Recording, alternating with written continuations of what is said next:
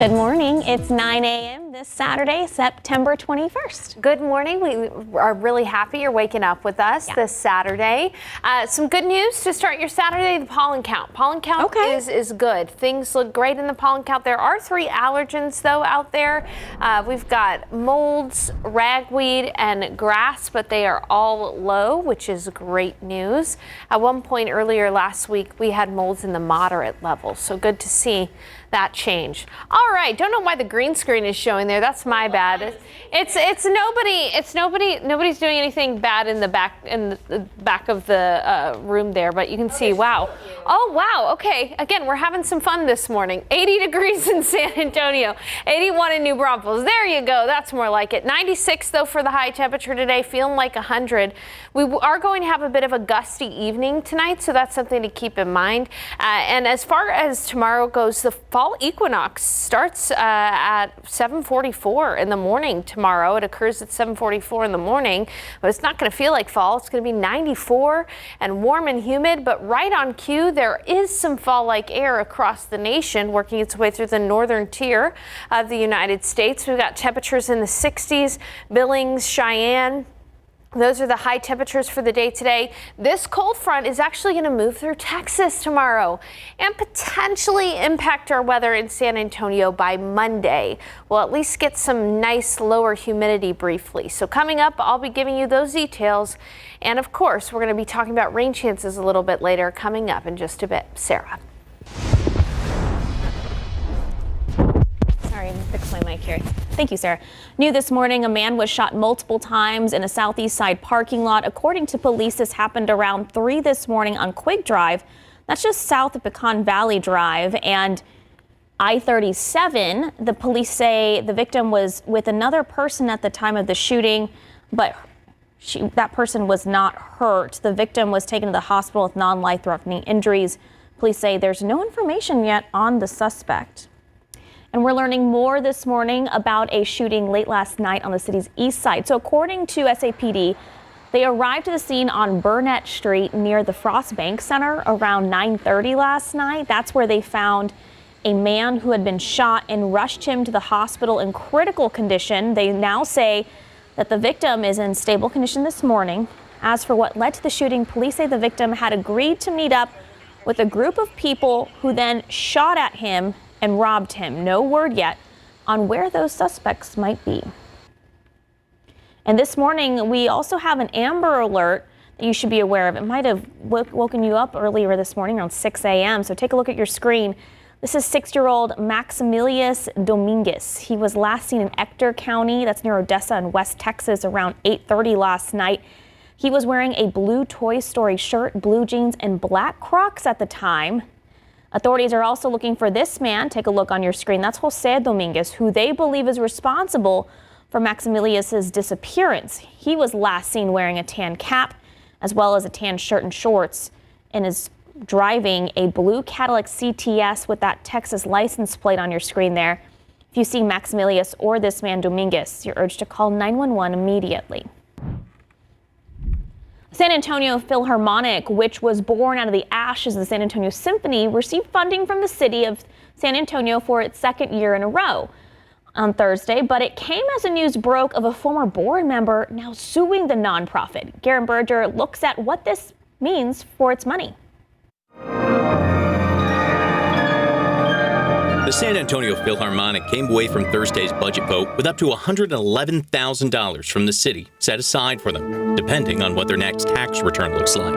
It's less than $400,000 that the Philharmonic had asked for, and that some council members had wanted to give them.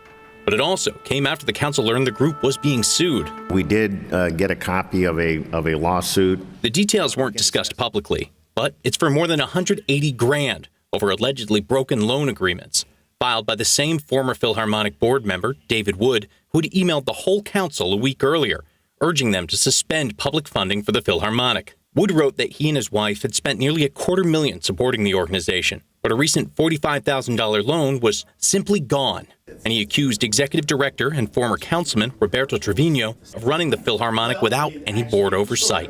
We spoke with Roberto Trevino in person today. He said David Wood was voted off of the board, and he largely denied the accusations. All I can say is the allegations are completely false. They're inaccurate.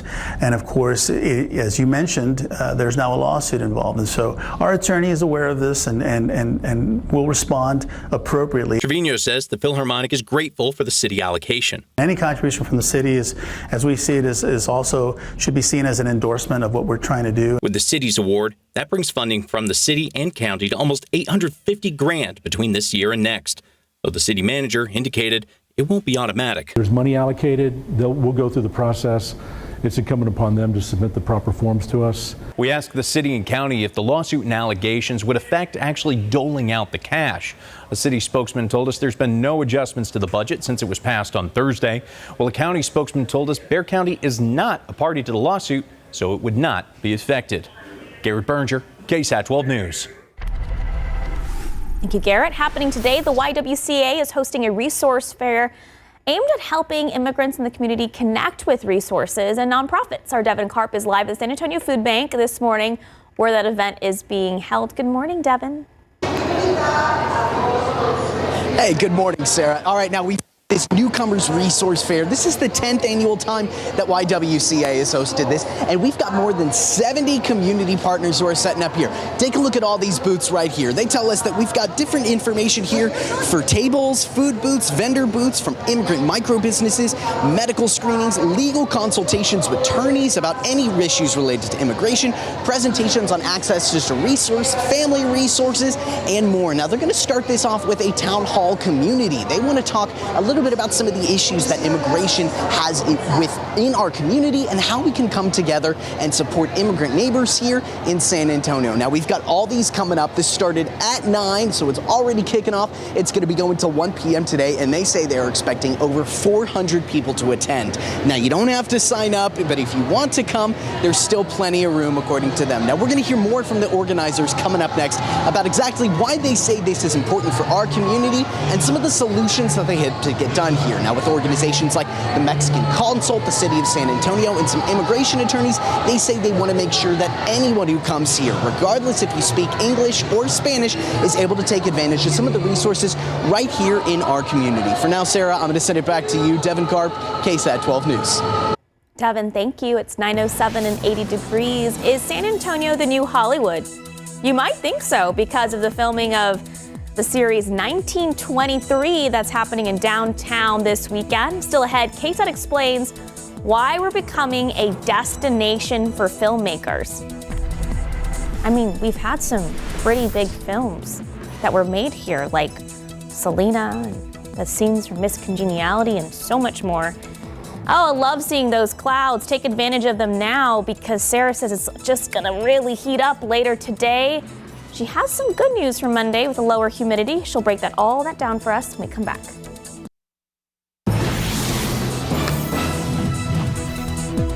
Sarah, what was the first thing you noticed when we stepped out on our break? That I was going to Outside. have to redo my hair. Yeah, humid. Even your makeup, you know, like when it's so humid, your makeup just starts doing that like pizza melt off your face. Oh, I've never heard it called that. Well, that's what I feel like. You know, like the Ninja Turtle pizza melt. Oh, like that's cute. I haven't thought about the Ninja That's the visual Turtle I get with my face just kind of while. melting off. Wow, that's a good one. Well, it's a Ninja Turtle face melting pizza outside. What a visual. Very humid with humidity at 85% in San Antonio, humidity at 93% in Pleasanton. So get ready for a very humid day today. It's going to impact what it feels like outside for most of the day, feeling a few degrees cooler, hotter rather than what the thermometer actually reads. 81 in New Braunfels, 80 in Pleasanton, 79 in Eagle Pass, 77 in Kerrville, and 73 in Rock Springs. Walking you through your KSAT 12-hour forecast, mostly cloudy out there right now. We are going to see a little more sun in the afternoon, feeling like like 100 degrees as early as 2 p.m. High temperature today of 96. So 96 is about 7 degrees hotter than average. Usually around this time of year, we're starting to see highs in the upper 80s rather than in the 90s. But today we're going to be in the mid to upper 90s. And the heat index is going to be anywhere from 100 to about 103 out there. It'll feel like 101 in New Braunfels, 102 in Floresville, 100 in Hondo. Hill country, those higher elevations working in your favor, just shaving off a couple of degrees from what it feels like out there, but it's going to feel like 100 in Canyon Lake. One thing to keep in mind is that tonight, it is going to get a little breezy. You're really going to notice the breeze if you're going out and about for your Saturday night.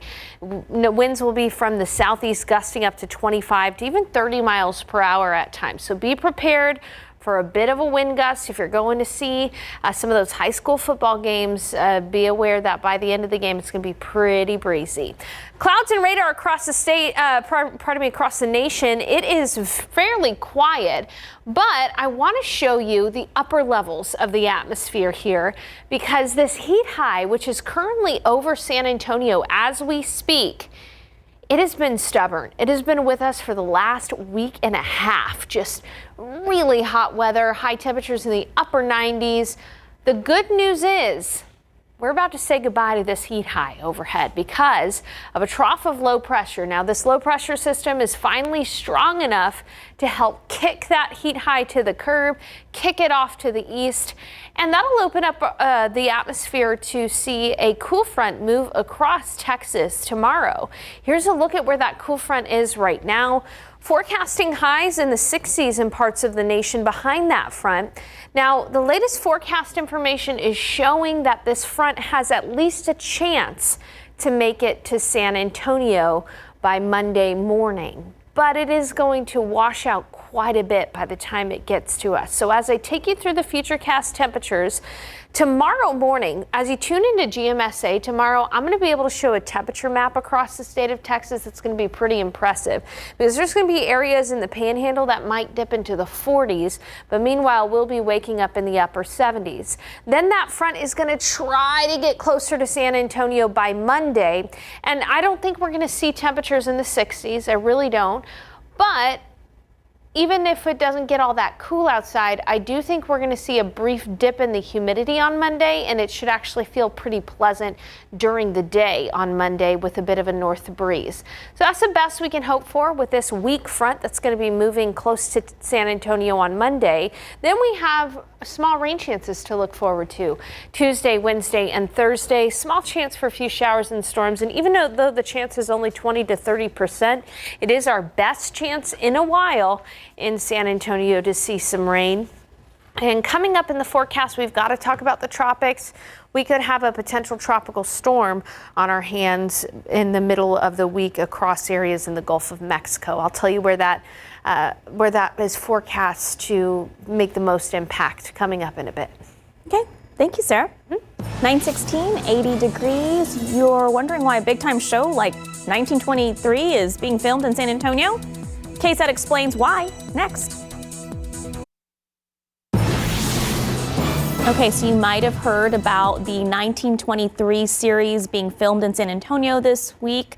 Go to KSAT.com for those road closures in the downtown area near Broadway. But so that's a spin-off series, Sarah, from the Yellowstone series starring Kevin Costner. San Antonio may not be the city you think of when it comes to TV and movie production, but the Alamo City has a lot of appeal for filmmakers. Our Myra Arthur met a filmmaker who ditched Hollywood for his South Texas roots and still gets to chase that dream here at home. Here's KSAT Explains.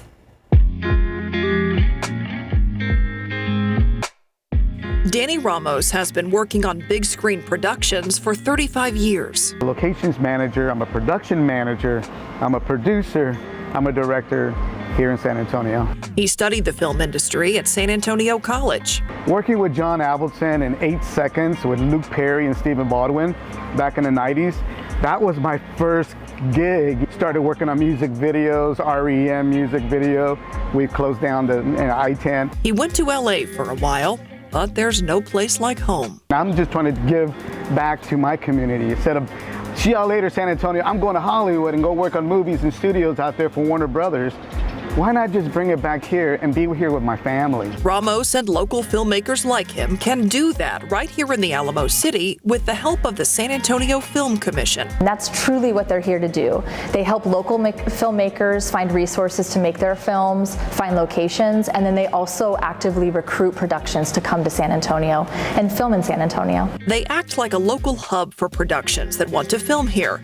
Producers may reach out to the Film Commission and say, hey, we're looking for a downtown street that might look like 1923 Chicago. We're looking for a ranch. We're looking for something that looks like Graham Central Station.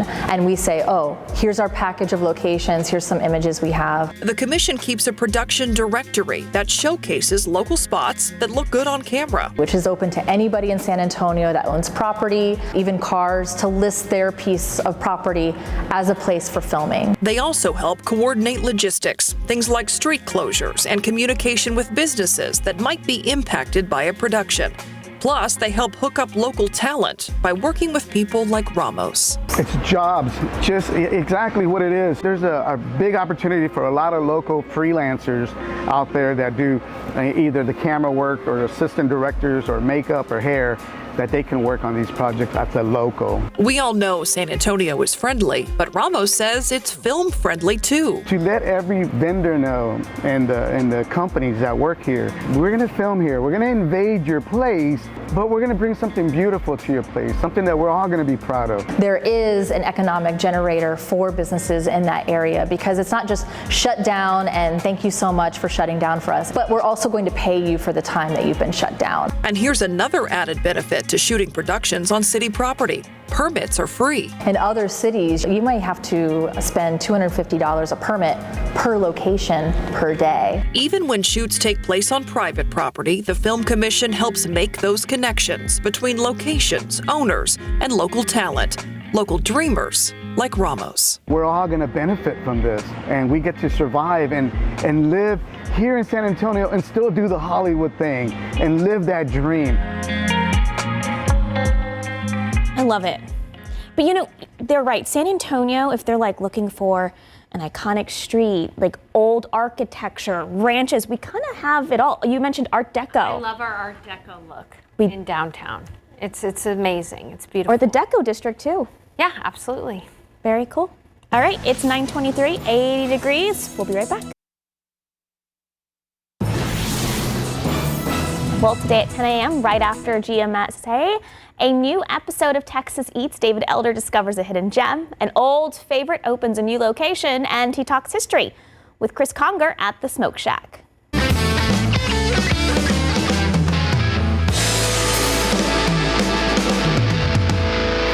I can see when they go out, that's my achievement. They rub their stomach and say, oh, Merle, I don't know what I'm eating, but it's so good.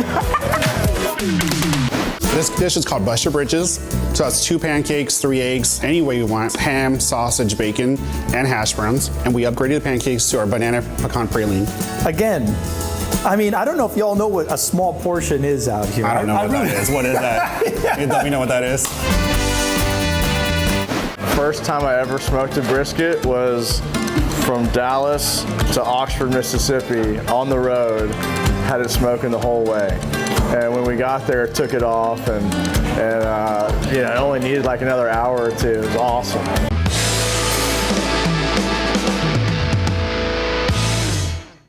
Again, you can see that episode right after us here in GMSA at 10 a.m. It's 9:27 and 80 degrees. A new report by the Secret Service detailing their failures on the day of the attempted assassination of former President Donald Trump in Butler, Pennsylvania. We'll go over that latest information, but first.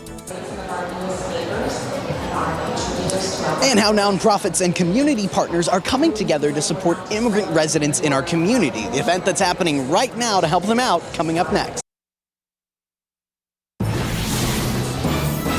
9:30 on this Saturday. Thank you so much for waking up with us. It's September 21st. Sarah, we are almost in October, and it still feels like we are in peak August. I'll be honest with you, it really isn't until October, November that we do see like the crisp, cool fall air that sticks around. Getting impatient. I know. And if you've been in San Antonio long enough, you know that that's the case. Yeah. However, the fact that the autumnal equinox is tomorrow morning and it's still going to be in the mid to upper 90s, there's just a little bit of pain there. A little bit. I saw at HEB yesterday that they have, the cookie cakes with the seasons, and it was like, welcome fall. Fall is here. It's like, is it though? Technically. But hey, we do have to talk about a cool front that's going to be moving across the nation. But right now I want to start your Saturday off with a good looking pollen count. Molds are low, ragweed and grass are present in low amounts too. Outside right now we do have some clouds this morning. Actually looks pretty beautiful. You can see this towering cumulus cloud right there. And there's downtown San Antonio. It looks beautiful, but it feels so humid outside. It's 80 degrees, feeling like 86, humidity at 87%, southeast winds at 10 miles an hour. We're going to be at near 90 by 1 p.m., 96 for the high, feeling like 100. And really the biggest thing to know is that tonight it'll be pretty breezy after the sun sets. We'll see a few gusts from the southeast at 25 miles per hour. So all weekend long, dealing with that heat, in spite of the fact that the fall equinox is tomorrow morning at 7:44. And any rain? Well, we do have our best rain chances in a while in the middle of the week. They're small, but they are there. I'll be talking about that, and I'll start with a look at the tropics. We're watching the Gulf of Mexico carefully next week. I'll show you why coming up in a bit. Sarah, thank you. Happening today, the YWCA is hosting a resource fair aimed at helping immigrants in the community connect with resources and nonprofits. Our Devin Karp is live at San Antonio Food Bank this morning where that event is being held. Quite lively there, Devin. Oh yeah, we've got a lot going on here. Now the humidity may be in full swing, but that hasn't stopped nearly some of the 70 community partners and an expected 400 people to come out and learn more about some of the resources, information, and ways that the YWCA is trying to help immigrant neighbors here in our San Antonio community. And who better to tell me about this than Francesca, the CEO of YWCA. Good morning. Good morning. How are you? I'm doing well. All right, so what do we have going on out here this morning? So right now we have the town hall with elected officials and local decision makers talking about the issues related to immigration, how there are solutions that we can find together, and also how immigrants can be solutions to many of the problems we face. Yeah, I know this is the 10th annual event that y'all have held. How has it kind of changed over the years to grow and fit the needs of immigrants in our community today? Well, we've always partnered with the Mexican consulate during Welcoming Week, and the partnerships have just grown. As you said, we have 70 partners here with resource tables, but we've expanded to provide legal services, healthcare services, and financial services as part of what we do in helping newcomers navigate these systems with the Mexican consulate. Yeah, fantastic. Well, thank you so much for being with us this morning. We appreciate it. All right, so this event kicked off at 9 a.m. They're going to be here at the San Antonio Food Bank till 1 p.m. You can find those details. We've got you covered. I'm going to send it back to you for now, Sarah. Devin Karp, KSAT 12 News. Thank you, Devin. Well, this morning we're learning new details about the Secret Service's response to an attempted assassination of former President Donald Trump in Butler, Pennsylvania. ABC's Pierre Thomas has the latest. This morning, a disturbing new internal report from the Secret Service about the Butler assassination attempt against former President Trump, revealing, quote, multiple operation and communication failures. The damning assessment also concluding, quote, a lack of diligence by agency personnel, a stunning admission. There was complacency on the part of others that led to a breach of security protocols. Among the most glaring failures, the Secret Service did not have proper coordination with local police. They never came up with a plan to secure that roof, which had a direct line of sight to where former President Trump was speaking. So there was a lack of clarity that that roof should be secure, period, full stop. There was a discussion about how the roof was going to be secured, and I think what it came back to is we should have challenged how that mechanism was being implemented, meaning we should have been more direct. Another utter breakdown. Key Secret Service personnel could not hear radio traffic revealing the local police's search for a man acting suspiciously. And the Secret Service never heard in real time when the suspect was identified with a gun on that roof. That vital piece of information was not relayed over the Secret Service Radio Network. The Secret Service director is vowing employees involved in the Butler rally who failed to meet standards will be held accountable, noting that the agency has, quote, a robust table of penalties. Pierre Thomas, ABC News, Washington. Well, the House has passed a bill bolstering Secret Service protection for major presidential and vice presidential candidates. This Friday, the vote was 504-0, and this move comes after 2 apparent assassination attempts targeting GOP presidential nominee, former President Donald Trump. The bill now moves to the Senate for a vote before it can be sent to President Biden's desk for a signature. It's 9:36 and 80 degrees. If you're a Transformers fan, you'll love what's opening at the box office this weekend. John Marr will have the latest from the theater. And just because you graduated high school doesn't mean you're completely on your own when figuring out adulthood. I'm still figuring it out. Coming up, Stephanie Cerna shows us one program ensuring grads get the help they need after walking the stage. The September summer sizzle continues, and as I say it, those clouds we've been seeing all morning are starting to part. Sarah Spivey says it is going to be a very hot day. She will prepare us for the week when we come back.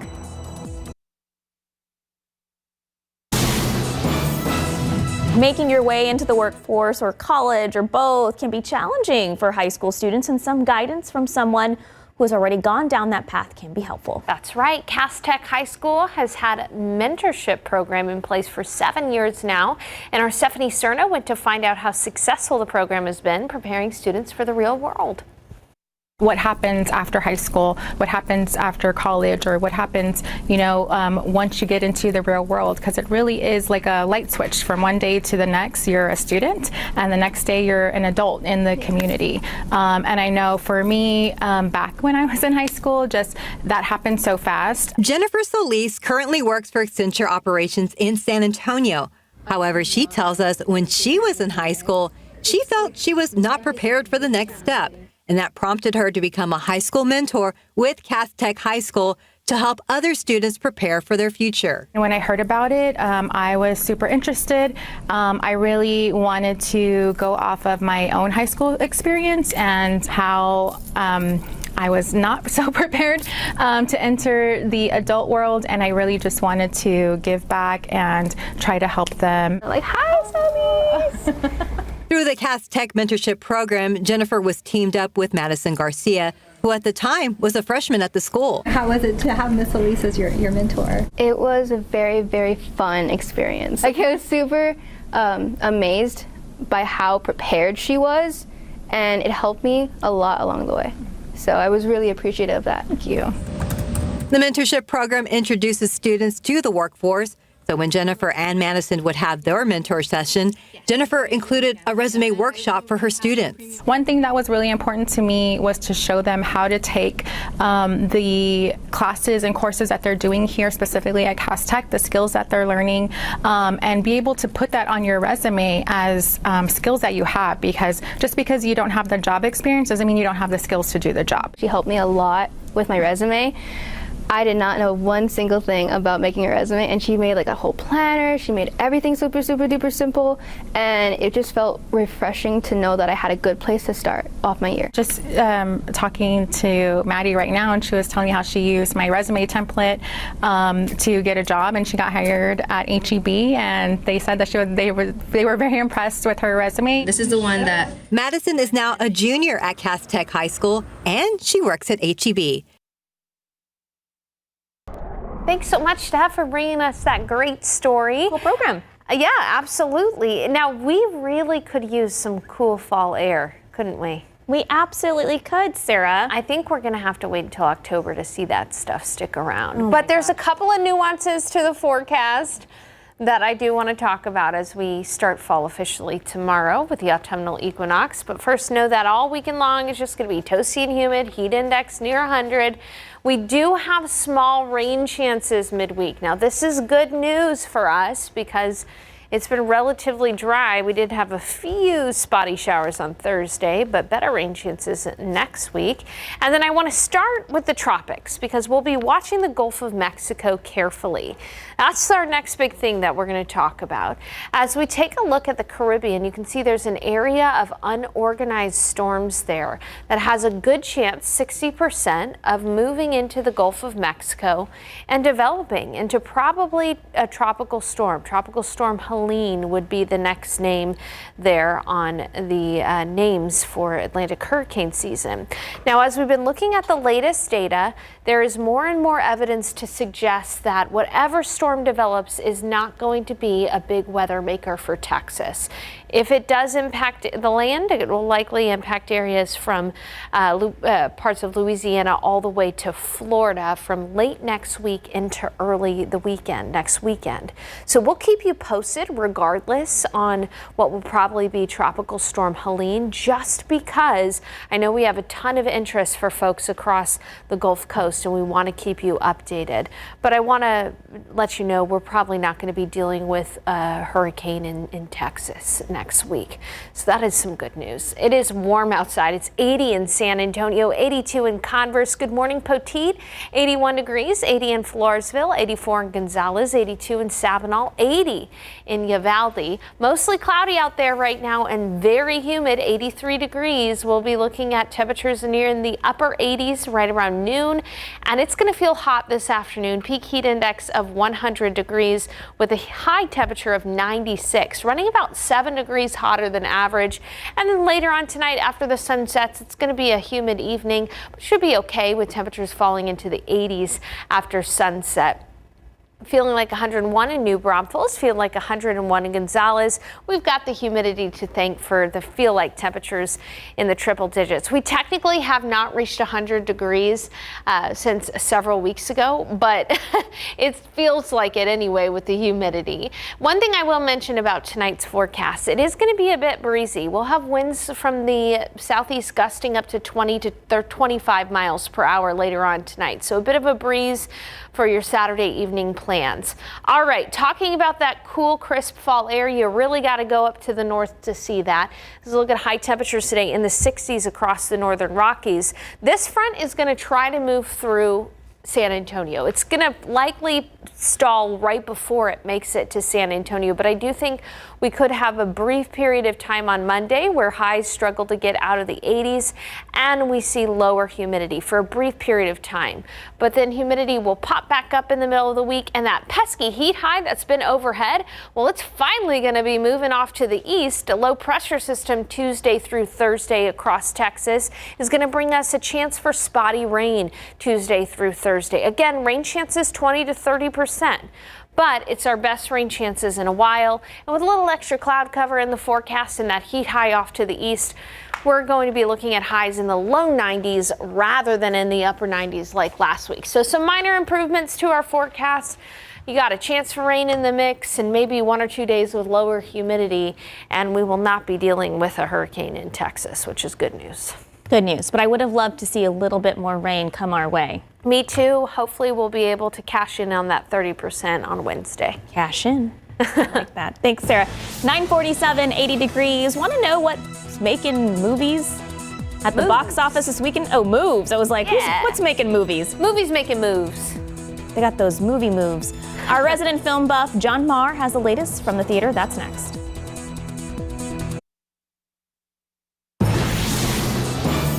It's the weekend, and that means a new batch of movies in theaters, from a substance that makes people younger with intense side effects to a new Transformers animated film with every star you could imagine. SA Live's John Marr shares what's new at the movies.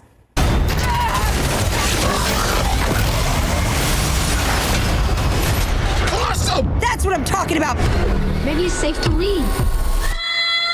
That's what it wants you to think. I'm your resident film enthusiast, John Marr. Let's break down the new flicks in theaters this weekend. Have you ever dreamt of a better version of yourself? Younger, more beautiful, more perfect. The Substance is a body horror film that stars Demi Moore, Margaret Qualley, and Dennis Quaid. Its plot follows the fading celebrity who decides to use a black market drug that's a cell-replicating substance that temporarily creates a younger, better version of herself, which unknowingly gives her horrifying side effects. I'm a millennial. I don't really have any young glory days to relive. Give me retirement. I'd take that substance and do some Freaky Friday body swap with Harrison Ford or Dick Van Dyke. I'd get all their money and do only the projects I felt like. Sounds nice to me. The Substance is rated R. I know this life's been hard on you boys since the world ended, but the evil out there is clever. One touch without a robot is all it takes.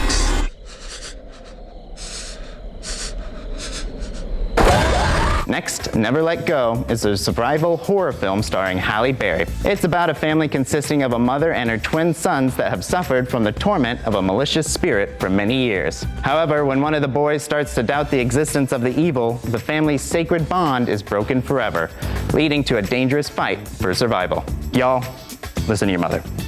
Never Let Go is rated R. For thousands of years, we have been at war. But before, we were enemies. We were like brothers. You ready? Always ready. Let's punch in. This looks like fun for the whole family. Transformers 1 is a new animated movie based on Hasbro's Transformers toy line. It has an ensemble voice cast including Chris Hemsworth, Brian Tyree Henry, Scarlett Johansson, Keegan-Michael Key, Steve Buscemi, Lawrence Fishburne, and John Hamm.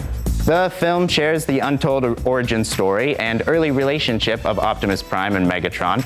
It explains how they changed the fate of Cybertron, the home planet of the Transformers, forever.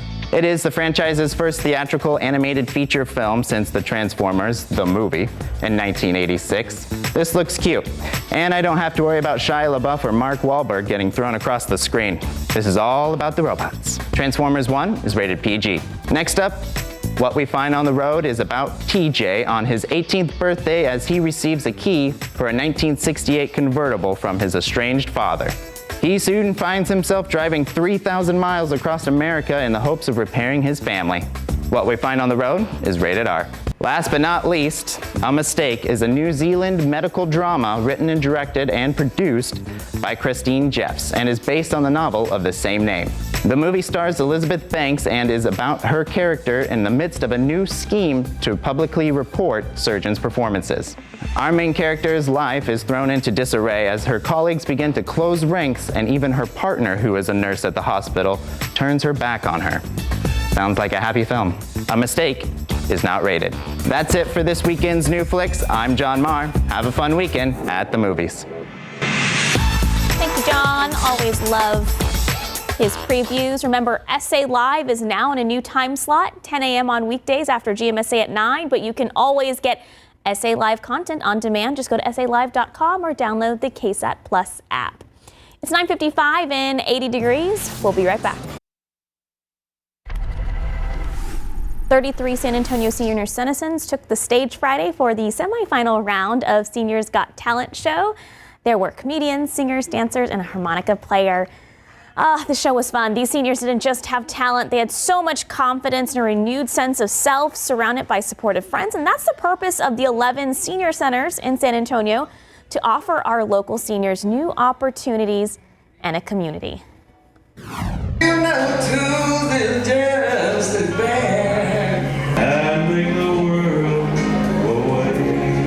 When you're over 60, life's not over. This is our best life. Our best years are ahead. I can only imagine what it'll be like. They gain confidence that maybe they didn't have when they were younger. And all of a sudden now they're not so obligated to their family. These flamenco dancers were awesome. All of the contestants were. And so out of yesterday's 33, now the top 10 move on to the finals next Friday. So make sure you go out and support our seniors at Friday's final Senior Center's Got Talent show. That's on the 27th at 9 a.m. at Southside Lions Senior Center. Love it. Okay, the pollen count is good. We've got molds, ragweed, and grass all low, so that's some good news there. 96 for the high today, feeling like 100. It is going to be a gusty evening, gusts up to 25 miles per hour tonight. Tomorrow, we're going to be at 94 with the fall equinox kicking off at 7:44 in the morning, and then a small chance for rain Tuesday through Thursday of next week. What a fun morning we've had this morning, We've Sarah. had fun. The fun continues with Texas Eats, which starts right now.